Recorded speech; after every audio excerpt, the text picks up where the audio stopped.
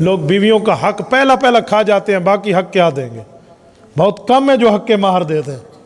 تو پوچھتے پھر رہے ہوتے مولانا حق مہر دینا ہوتا ہے یا خالی لکھانے کی حد تک ہوتے ہیں؟ میں ایک گھر میں حق مہر پر بات کر رہا تھا، ایک بیٹھک میں ہم بیٹھے تھے، تو اس بیٹے نے جب بات سنی اور باپ نے بات سنی، آنکھوں میں ایک دوسرے کو دیکھو تو میں سمجھ گیا بھائی کوئی مسئلہ خراب ہے. تو اس کے والد نے مجھے کہا، وہ والد ماشاءاللہ دادا نانا ہے، مجھے کہنے لگا مفتی صاحب واقعی سچی مچی حق مہر دینا ہوتا ہے یا کاغذی کارروائی ہے؟ میں نے کہا سچی مچی دینا ہوتا ہے بھائی. اچھا سچ دینا ہوتا؟ تو اس کا بیٹا اسے کہتے ہیں ابا میرے پلے تو لے لے تو دے دے اماں نو. انہوں نے کہا مجھ سے لے کر اماں کو دے دو، اللہ کے لیے ہم تیری اولاد بیٹے اور تو نے ابھی تک اخبار بھی نہیں دیا. میں نے کہا نہیں میں نے دیا ادھر ادھر کر کے اس نے بات چھڑا لی.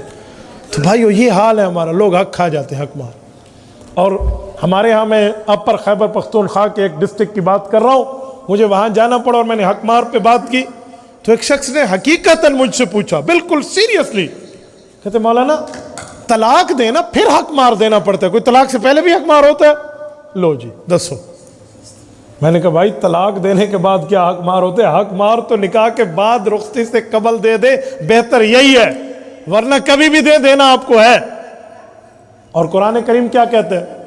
اگر کوئی خاوند فوت ہو گیا اور اس نے حق مار بیوی کو نہیں دیا تو کیا کریں گے؟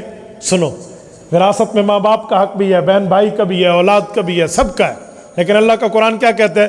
من بعد وصیۃ یوصی بہا او دین.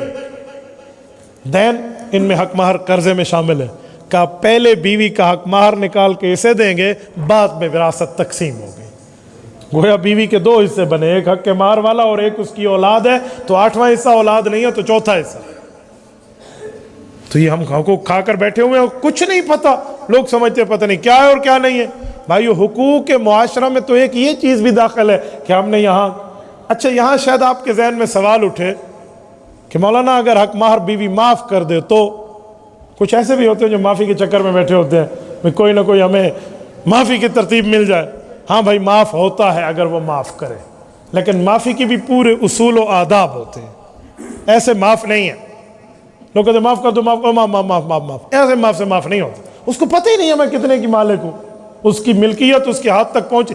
یہ تو ویسے ہے، ایک بندہ لڑکیوں کو دیکھ رہا تھا، بد نظری بھی کر رہا تھا اور کہتا توبہ توبہ توبہ توبہ توبہ. میں نے کہا بے ایمان کم بخت، یہ کون سی توبہ ہے؟ بد نظری بھی کر رہا ہے اور توبہ توبہ توبہ توبہ. یہ توبہ سے مذاق ہے. تو بھائی ایسا کیسے معاف ہو سکتا ہے؟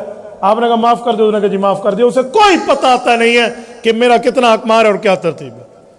معافی کی اصول اور آداب میں یہ ادب ہے کہ آپ وہ جتنا ہے حق مار، وہ 10 لاکھ ہے یا 1 لاکھ ہے یا 50,000 ہے یا جتنا بھی ہے، وہ جتنا سونا ہے یا چاندی ہے، وہ اٹھائیں اور بیگم کے جا کر ہاتھ پہ رکھ دیں، اس کی ہتھیلی پہ رکھیں اور اسے باور کرائیں کہ یہ اللہ رسول کی طرف سے تیرا حق ہے.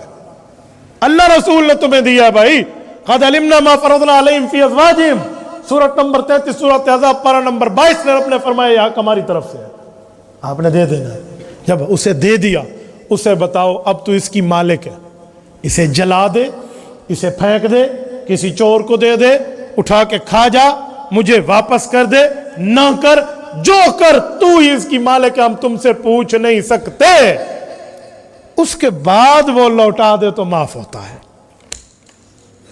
اس کے بعد لوٹا دے، پھر اس نے اپنی خوشی سے دے دی. لیکن اب پھر آپ کیا کہیں گے کہ مولانا اگر ایسے سمجھا کے میں نے اسے دے دیا اس نے واپس نہیں کرنا، پھر تو اس نے واپس نہیں کرنا. تو جب نہیں کرنا تو آپ معاف کیوں کراتے پھرتے؟ تو بھائیو یہ حقوق میں بھی حق شامل ہے.